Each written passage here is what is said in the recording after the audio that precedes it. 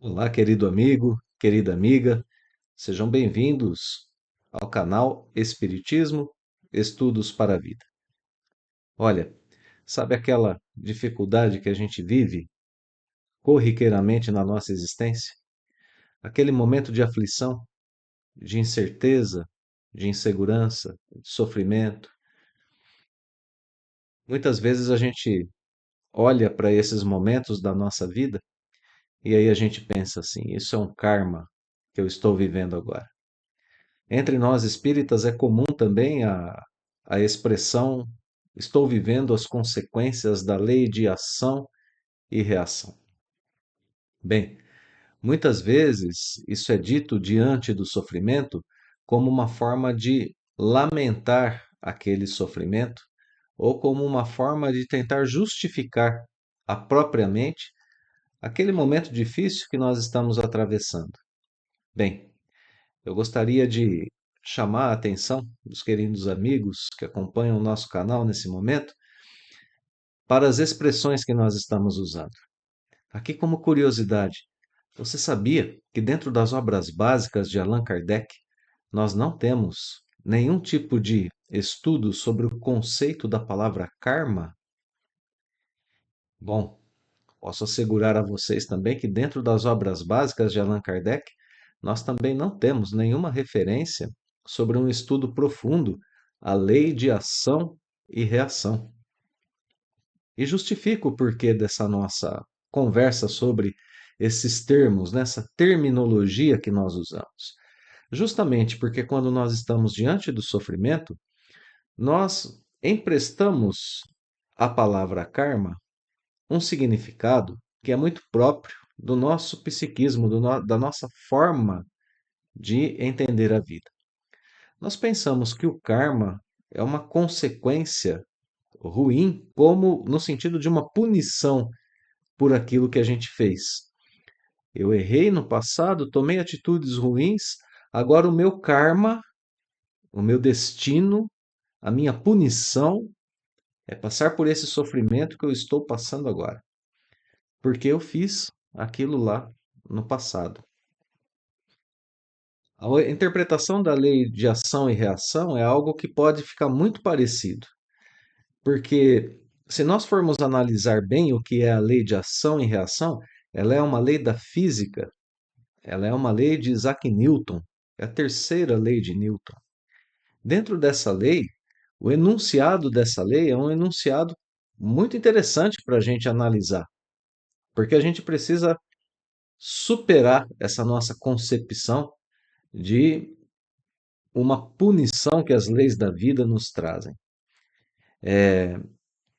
A terceira lei de Newton, que é a lei de ação e reação, diz que toda força executada por um corpo tem, em contrapartida, uma força de igual intensidade e mesma direção, mas em sentido oposto. É isso que diz a lei de ação e reação. Ficou complicado? Bom, vamos pensar no seguinte: se eu colocar minha mão sobre uma parede e empurrá-la, a mesma força que a minha mão exerce sobre a parede exerce sobre a minha mão. Esse é o sentido geral da lei de ação e reação. Então, pensemos juntos no que isso quer dizer se nós aplicarmos a lei de ação e reação ao universo moral, ao universo espiritual, às questões da nossa existência. Significa que se eu prejudiquei alguma pessoa, de qualquer forma que a gente queira pensar, por exemplo, eu fui violento com uma pessoa, pela lei de ação e reação, eu devo receber uma violência igual dessa pessoa. E aí a gente volta, né, lá ao antigo quadro das leis mosaicas que previa o olho por olho e dente por dente. A gente lembra, né, dessa nuance das leis de Moisés. Olho por olho, dente por dente. Se a gente quiser trazer ação e reação para o universo espiritual, é isso que ela significa. Bom, ok, né?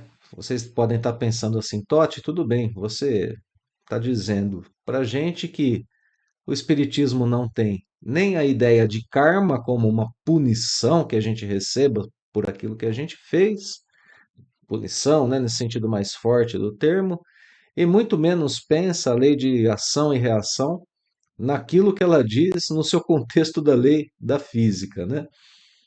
Então, o que que a gente usa no Espiritismo? Bom, muito interessante o estudo da doutrina espírita, não apenas pela terminologia, porque se a gente usar a palavra karma ou a expressão ação e reação, sabendo sobre o que nós estamos falando, tudo bem.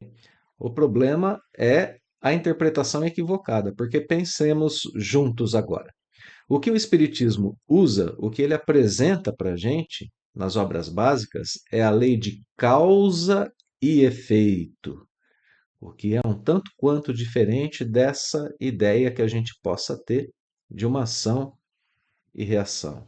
Olha, Fulano desencarnou nessa vida sendo muito maltratado pelos seus filhos. É porque ele maltratou seus pais em vida passada. E a gente traz essas interpretações equivocadas da vida para esse nosso momento, porque a gente pensa em ação e reação, a gente pensa em karma. Não, a lei de causa e efeito é um tanto quanto diferente disso. A lei de causa e efeito diz para a gente que tudo aquilo que a gente vive aqui na Terra é um efeito do uso do nosso livre arbítrio. Então, sim, pode ser que um sofrimento, um momento difícil que eu esteja vivendo, seja assim uma consequência de minhas atitudes em vidas passadas ou na vida presente. Pode ser, sim, um efeito dessas atitudes que a gente tomou de forma equivocada. Mas nem sempre com esse mesmo grau, com essa mesma intensidade. Inclusive, no capítulo 5 do Evangelho segundo o Espiritismo, a gente tem uma ideia que é extremamente consoladora quando nós lemos o item motivos de resignação. E a gente tem lá vários motivos para resignação diante das nossas aflições, né? Por que eu devo ser resignado diante de nossas aflições, diante das minhas aflições? É uma partezinha muito especial ali desse texto, a gente lê que Deus nos cobra 1% de nossa dívida.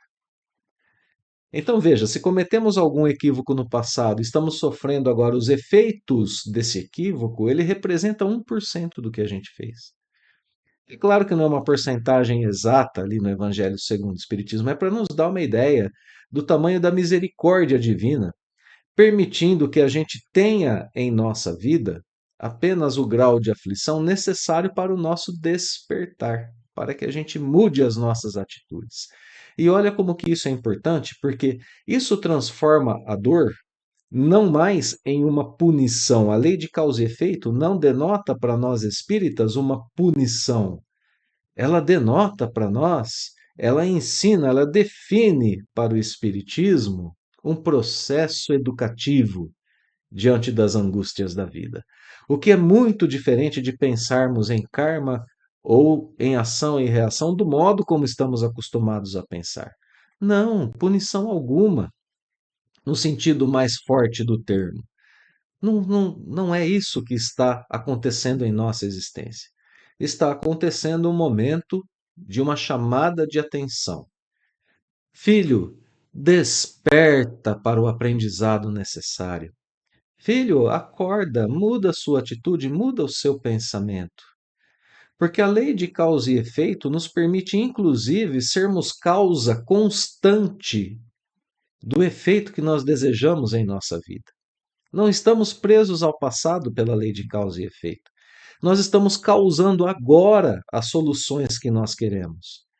Causando neste momento a benesse para o instante seguinte, inclusive pelo nosso pensamento, compreendendo a lei divina. Porque a lei de causa e efeito não tem a ver com o olho por olho e dente por dente de Moisés, e tampouco com os karmas pensados da forma pesada com as quais nós costumamos pensar. Vou viver o karma como pagamento de meus erros no passado. Não, não está relacionado com isso. A lei de causa e efeito está muito mais relacionada ao conselho amoroso de uma mãe, que aconchega os filhos em seus braços e diz a ele: Filho, muda a sua vida, muda seu pensamento, escuta a voz da experiência, arrefece o teu sofrimento,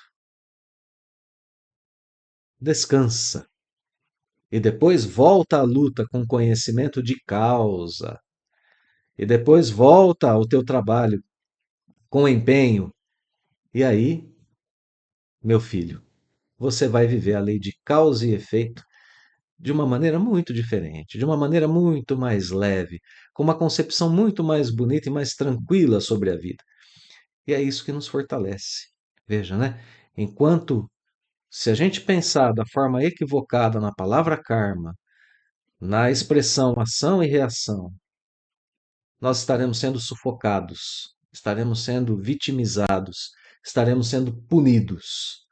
Então, meus amigos, se quisermos usar a palavra karma, se quisermos usar ação e reação, usemos, mas estejamos conscientes de que o que estamos vivendo não é nenhum tipo de punição de um Deus que nos quer ver sofrer, e nem mesmo de uma lei que foi colocada por Ele em nossas vidas para nos levar ao sofrimento por causa de nossas atitudes equivocadas. Não, de modo algum. Nós estamos vivendo a lei de causa e efeito para o nosso processo educativo, para o nosso crescimento espiritual. E ali mesmo, no íntimo da lei de causa e efeito, está a solução para as nossas mazelas e se encontra também o trabalho necessário para a conquista da nossa felicidade. Meus amigos, um grande abraço. Que Deus nos abençoe hoje e sempre.